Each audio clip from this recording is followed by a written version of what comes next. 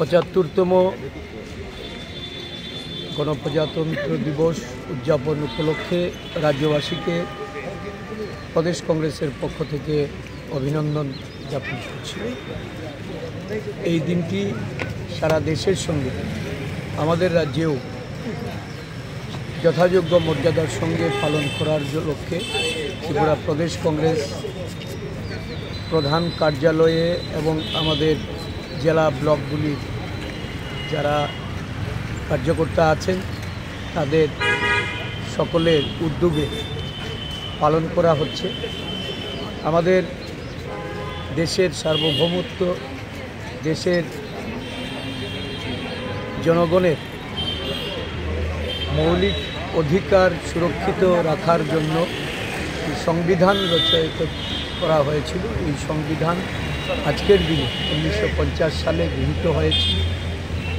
দেশ গণপ্রজাতন্ত্রের রূপে মানুষের অধিকার প্রতিষ্ঠার লক্ষ্যে এগিয়ে চললেও বিগত 10 বছর এই দেশে মানুষ অন্যায়ের সম্মুখীন হচ্ছে। অবিচারের দরুন জাতি, ধর্ম, বর্ণ আজকে নানাভাবে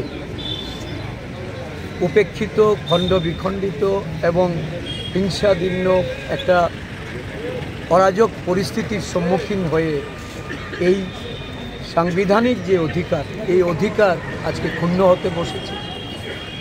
ভারতীয় জাতীয় কংগ্রেস দেশের অখণ্ডতা, দেশের সংহতি এবং কৃষ্টি রক্ষার্থে দেশব্যাপী গণজাগরণ তৈরি করে যে কর্মসূচির মাধ্যমে ভারত জোড়ো ন্যায় যাত্রা দেশের পূর্ব প্রান্ত থেকে পশ্চিম প্রান্তে রাহুল গান্ধীর নেতৃত্বে চালিয়ে যাচ্ছেন। জনজাগরণ তৈরি করে এই মৌলিক অধিকার, সাংবিধানিক অধিকারকে অক্ষুণ্ণ রাখার লক্ষ্যে যে প্রয়াস, এই প্রয়াসে জনগণ যুক্ত হচ্ছে।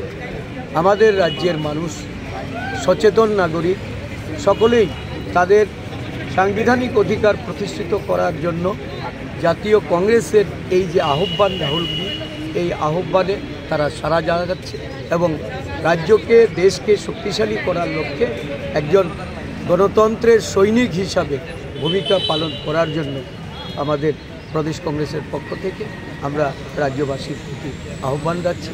আগামী দিনগুলি যেন সবার জন্য, সবার অধিকার সুরক্ষিত হয়, সংবিধান যেন এই দেশে কার্যকর ভূমিকা গ্রহণ করতে পারে, সেই লক্ষ্যে মানুষকে ঐক্যবদ্ধ হতে